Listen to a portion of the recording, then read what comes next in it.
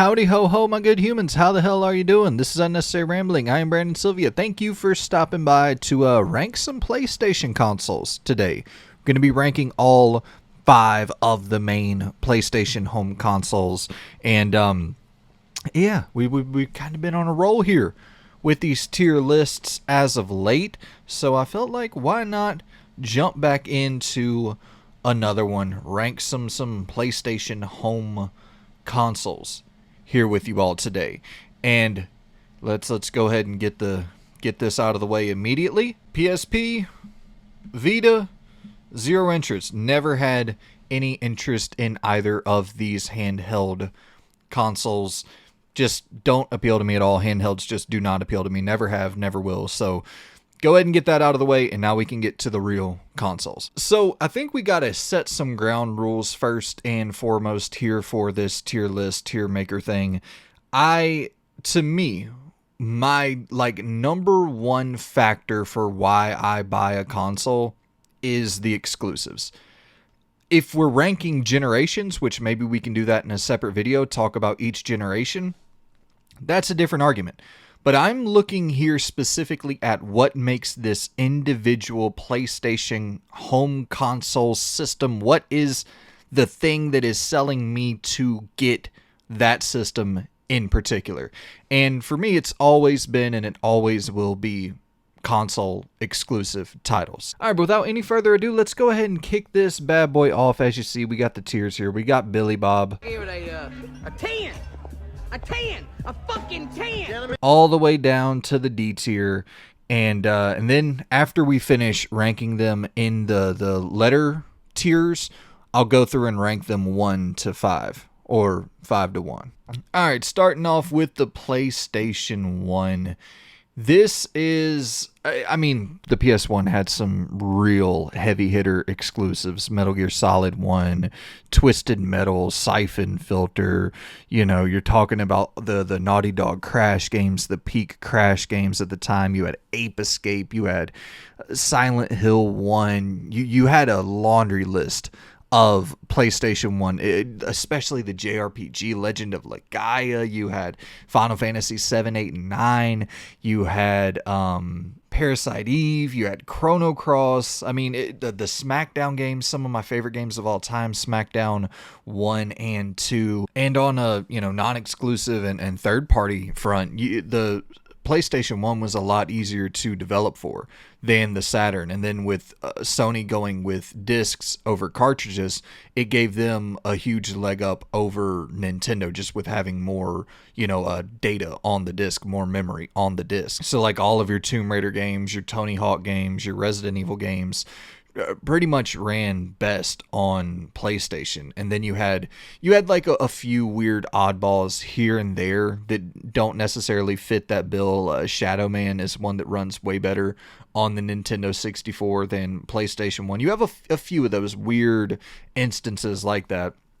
Like 2D fighting games are better on the Saturn than they are on the PlayStation 1. But by and large, I think most people would look back at the PlayStation 1 as the superior third-party platform for games and probably the best. I mean, you can make an argument that the N64 had the best list of exclusives, but it really more than anything comes down to age range at the time. You know what I mean? I think a lot of kids would have preferred to have the N64. And I mean, even, like the Star Wars games, the wrestling games were better on the N64 than the PlayStation 1, but there's no doubt in my mind that the PS1 is for sure at least at the A tier. I don't know if I'd give it a Billy Bob. And then we get to the PlayStation 2, the most successful of the PlayStation consoles by far. However, I think when you look at the PS2's lineup earnestly, when you look at the exclusive lineup of games, I'm not saying it's underwhelming or anything. They had heavy hitters, but I don't think it really is as impressive as you think, because a lot of people, it's just whatever console they had as a kid, that's where they played the third-party games, that's where they played the exclusive games, and it was just like you looked at that one party as like an all-encompassing console for that generation. And I don't think the PS2's lineup of exclusives are on par with some of the other generations here. And it's also a weird generation because you had a lot of timed exclusives on the PS2, like the Grand Theft Auto games didn't come to the Xbox for a couple years. The like Silent Hill games, I think 2 is the only one that, or is it 2 and 4? And I think 3 is not on the original Xbox. You can correct me in the comments if I'm wrong on that. But those were kind of like timed exclusives. You had the Manhunt games that were timed exclusives. You had, if I'm not mistaken, I think pretty much all the Rockstar games were timed exclusives for the PS2. The Tony Hawk games, it was a lot of timed exclusive. Metal Gear Solid 2, I believe, was a timed exclusive, and then 3 was 100% exclusive to PlayStation 2. Weird with Konami doing that, with, you know, Silent Hill 2 being on both platforms and then 3 skipping, and then Metal Gear Solid 2 being on both platforms and then 3 skipping. I don't know what's the deal with that 2 to 3 swap over there. And this was the generation where it really became like Sony versus Microsoft, and then Nintendo kind of doing their own thing and not really relying as, I mean, the GameCube did have a lot of third-party support, but much less third-party support than the Nintendo 64, and then it would just that third-party support would continually decrease for generations to come. But with all that said, the PS2 did have heavy hitter exclusives. You had God of War 1 and 2, you had the Sly Cooper games, you had the Ratchet and Clank games, you had Jak and Daxter, so they were really going hard in the mascot platformer, 3D platformer genre. And you also had some solid carryover. You had Twisted Metal Black. A lot of people consider that to be the best Twisted Metal game of all time. Final Fantasy X, I think, is still, if I'm not mistaken, the highest selling Final Fantasy game of all time, and that's a PS2 exclusive. And, you know, PlayStation 1 was really, it kind of earned the reputation of being the place where older gamers and adults would play, and that continued through to the PlayStation 2 with like we talked about earlier, God of War, but God Hand also, Devil May Cry as well. Even like weird shit focusing on Extermination as like a big launch window exclusive title, which I actually do really enjoy, like a blend of Metal Gear and Resident Evil. Pretty cool game, but they still were focusing in on that adult audience. Devil May Cry, you know, debuted on the PlayStation 2 and stayed exclusive until I don't think it ever came to the original Xbox, if I'm not mistaken. The SmackDown games only got better. The PS2 exclusive SmackDown games only got better this generation, starting with, well, Just Bring It wasn't the strongest debut, but from Just Bring It to SmackDown vs. Raw 2006, I believe, would have been the last exclusive one before the 7th generation. So all those games, except maybe Just Bring It, were really, really damn strong. Some of my favorites of the generation entirely. And I mean, you have Dead Aim and Outbreak. I know those aren't the highest critically acclaimed Resident Evil titles of all time, but I still really enjoyed the shit out of both of those, and they were, or all three of those, and I think all three of them were exclusive. I know Outbreak File 1 was exclusive. I think File 2 was as well. I can't like picture an Xbox copy of that in my head. So some heavy hitters, no doubt. I don't think it's the strongest. Oh shit, man.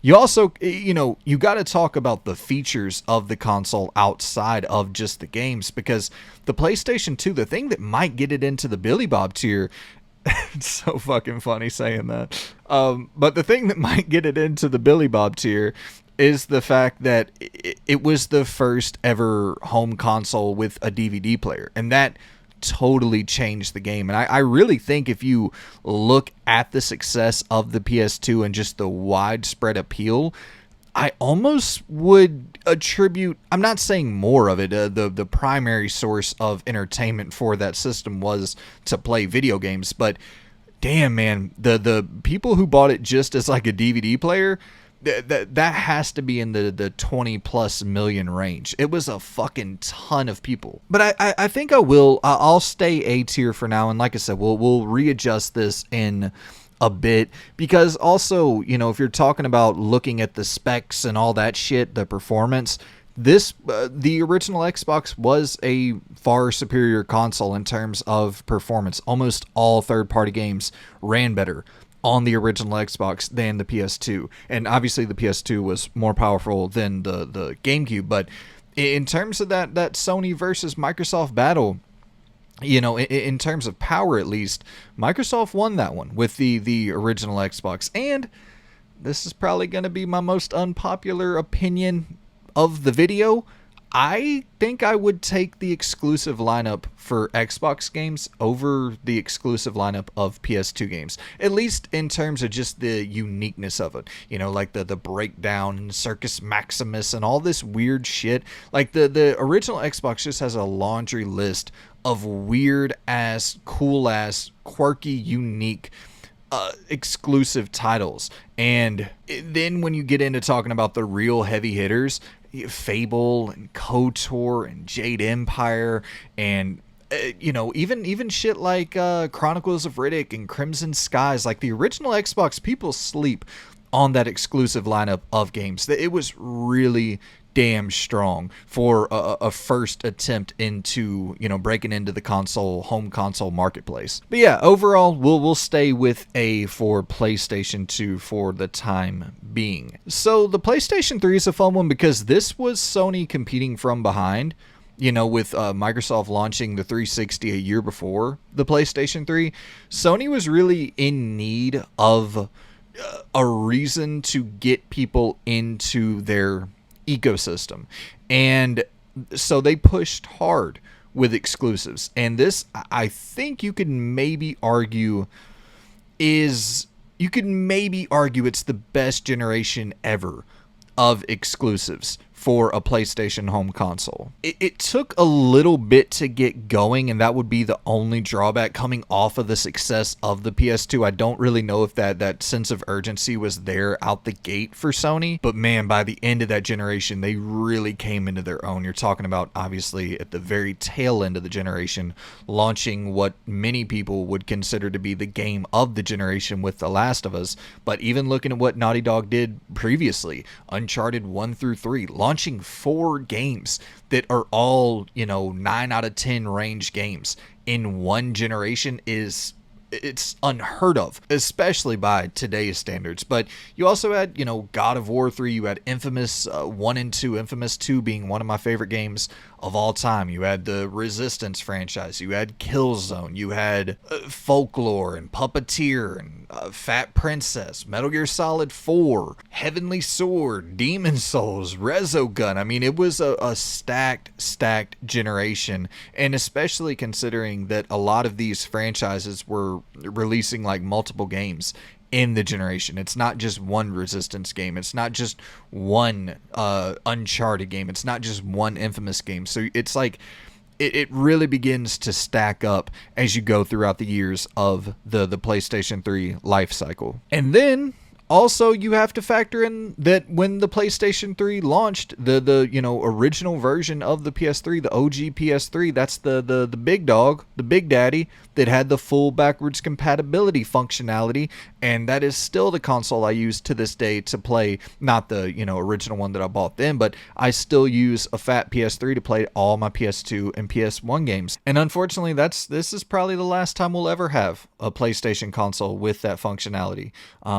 Just given how damn profitable it seems to be to just resell old shit, repackage it, call it a remaster, get it out the door to new audiences, put a $60, $70 price tag on it, and people eat that shit up like hotcakes. But I think if we're being objective here, you have to look at the fact that almost all third-party games ran better on the 360 than the PS3, just due to that, the difficulty that developers had developing for the PlayStation 3 with the cell processor and all that. And it seemed like all of the heavy hitter games, like the must play titles, ran way better on the 360. The Red Dead Redemptions, the Grand Theft Auto 4s, the Oblivions and Skyrims, and a lot of those heavy hitters, like must play titles, you would be a lot better served picking up a 360 to play them. And you have to factor that into the equation, along with the fact that it took a while for the PlayStation 3 to get a Mass Effect, to get a BioShock, and there were some of those timed exclusive heavy hitters for the 360. And it's difficult to weigh that in at a certain point, but I think I will go everything's going to go on the damn A tier. I think I will go the A tier for that reason. And like I said, we'll sort this out 1 through 5 in a little bit. I don't think I would put it in the Billy Bob tier. All right, and now we get to the PS4, which absolutely positively carried over the exclusive success from the PS3, the tail end of the PS3 into the PS4. This was just a hotbed for exclusives. You can maybe make the argument that there's never been a console comparable to this in terms of exclusive content. You're talking Uncharted 4, you're talking The Last of Us 2, God of War 2018, Spider-Man 2018, Horizon, 2016's Ratchet, Ghost of Tsushima, Infamous Second Son, Days Gone, The Last Guardian. I mean, it was just so stacked from a first party front. And this was really the generation where PlayStation started focusing heavily in on first party assets. And I would say it worked out very damn well for them. But also on a second and third party front, Detroit Become Human, Final Fantasy VII Remake, Death Stranding, Until Dawn, Bloodborne, Persona 5, 13 Sentinels, even stuff like Judgment, which I know ended up coming to Xbox, but that was a timed exclusive for a bit as well. So I think on an exclusive front, there is no doubt in my mind that this is a Billy Bob. But I will say, this is the only PlayStation console that offered 0 backwards compatibility to its players. People who had built up libraries, hundreds of games for the PlayStation 3, just couldn't play them on the new system. And I think that has to knock it down a peg. Once again, I apologize for this. I didn't really plan on this or intend for this to happen, but I think that would be an A tier console. I think I'm somewhat comfortable in assuming that I won't put the PlayStation 5 in the A tier. And it's not because the library isn't really solid. It is. It's just this weird cross-gen era that we're in right now where Sony does not want to abandon that 100+ million user base for the PlayStation 4. They want to keep that locked in for all their first-party releases, so they're compromising a lot of these titles to get them out on PS4. And you're seeing really great games, but you're consistently wondering, like, what would God of War Ragnarok look like if it didn't have to compromise itself to run on PlayStation 4? What would Horizon Forbidden West, I mean, that game alone. And that's the thing, like, I don't understand who in the world would play Horizon Forbidden West on the PlayStation 4. That's just like mind-boggling to me. But stuff like God of War Ragnarok, and there's other titles that I could see reasonably running pretty well on a PlayStation 4. But the tough part is that pretty much every PlayStation 4 game we just went through and discussed, all of those were exclusive to PlayStation 4. We're not talking about games that were on PS3 and also like everything we just went over was exclusive to the PlayStation 4. And when you're looking at Ragnarok and Forbidden West and Miles Morales and Gran Turismo 7 and Sackboy and like all these games that are all really solid games, but they're not necessarily PS5 games. I mean, that's obviously the best place to play them, but you can't call them exclusives because they run on a PlayStation 4. The only real PS5 exclusives so far, like heavy hitters, are Rift Apart, Returnal, Demon Souls, and maybe Final Fantasy 16. You can throw Astro in there, I guess, as the little pack-in game. And then you have some stuff like Forspoken, which is okay, and then Destruction All-Stars, which is less than okay, and then was Godfall. I think Godfall was a PS5 exclusive. I don't know if it still is, but less than okay, I would say. And then the weird shit with Bethesda where you had Ghostwire Tokyo and Deathloop that were both exclusive for a bit, which are no longer exclusive. So you can throw that as a little bonus for like a timed exclusive title. And I don't really think the future is looking like super bright for the PS5 either. I don't think it's horrible. Like, you have Spider-Man 2 on the horizon. Probably by the time this comes out, Spider-Man 2 will, at least the reviews will have already come out.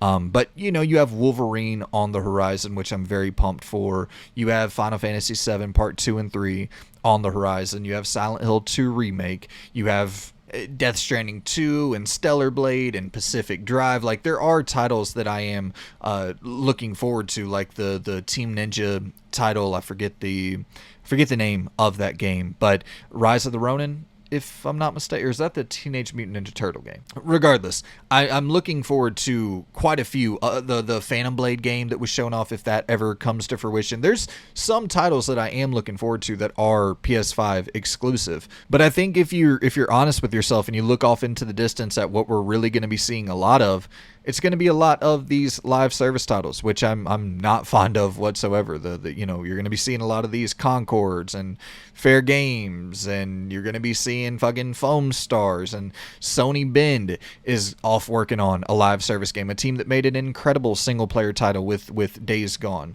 Sony London off working on a live service game, and there's just, I think a lot of these first party teams that you know and love will also begin working on live service titles. The Last of Us Factions, which we've known about for a while and a lot of people were eagerly awaiting. It now seems that didn't meet Bungie's standards and is on ice or possibly canceled. KOTOR Remake, I know that doesn't fit the live service initiative there, but that game looks to likely be canceled. That was scheduled to be a PlayStation 5 exclusive. And I know the leadership has changed with Jim Ryan stepping down, so that means that the direction the company pursues can change. But when you're looking at someone like Sucker Punch working on Ghost of Tsushima 2, I assume, whatever direction they went with their development, it's probably full steam ahead. I don't really see them circling back to something else. So you just kind of got to hope that the direction that they were on under Jim Ryan was a direction that we're going to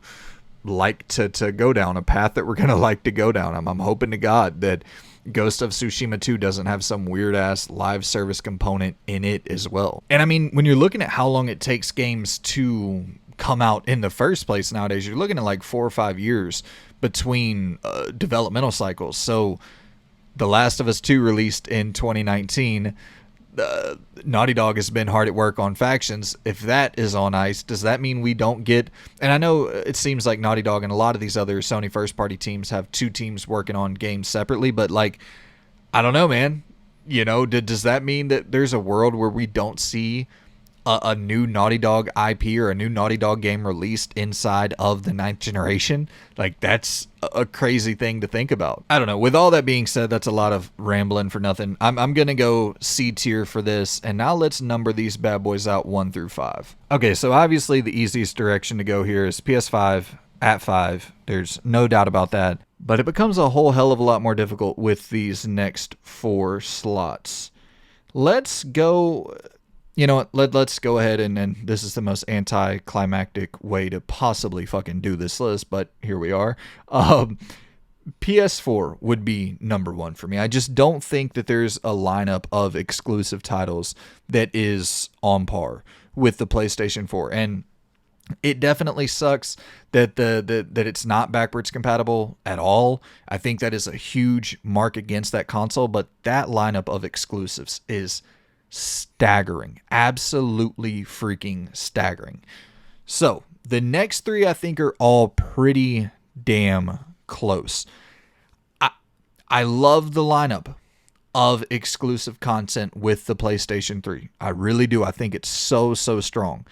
But the fact that it was so damn difficult for developers to work with, and in turn, you kind of got inferior versions of games on that system quite regularly, I would have to put the PS3... Fuck, man, I don't know. I was going to say PS3 4th, but these 3 are all really, really close. I will do this.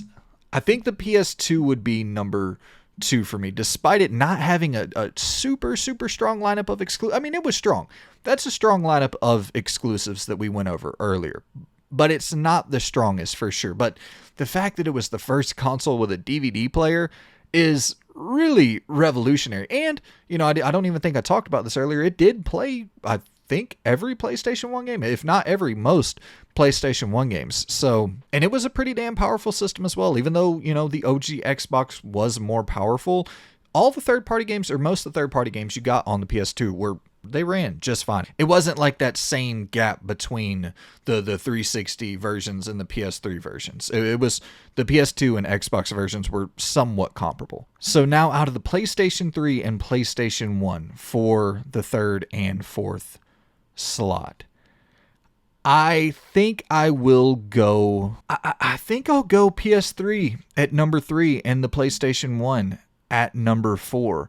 And the only reason I would say that is because I don't think you really have anything even close to The Last of Us on PlayStation 1. You know what I mean? I don't think you have that groundbreaking exclusive title. And then to factor in 3 Uncharted games as well that are all, I mean, damn near as good as The Last of Us. Not quite on that level, but all really, really fucking great games, with Uncharted 2 being one of the greatest games of all time, and then Infamous 2 being one of my favorite games of all time. That's just a system that I think their exclusives are just super, super strong. Would I take MGS1 over MGS4? Yeah, for sure. But I would take damn God of War 3 and fucking Heavenly Sword over Twisted Metal and Siphon Filter. So that is my official final ranking of the PlayStation consoles. Number 1, the PS4. Number 2, the PS2. Number 3, the PS3. Number 4, the PS1. And number 5, the PlayStation 5. I could see the PS5 by the end of the generation getting up to that 4th, maybe even 3rd slot. Probably not 3rd. I could see it maybe getting up to the 4th slot though. So we will have to do another one of these at the end of the generation. But for the time being, that is my top 5 PlayStation home consoles of all time, ranked here in this little tier list, tier maker fashion for you all. Hope you had a good time. Hope you enjoyed it. Hope you don't disagree too badly and beat me up in the comments. But with that said, hit me up in the comments. Shoot me your list down below. Let me know what I got right, what I got wrong. And until the next time, take it easy, guys, and I will see you all soon. Goodbye.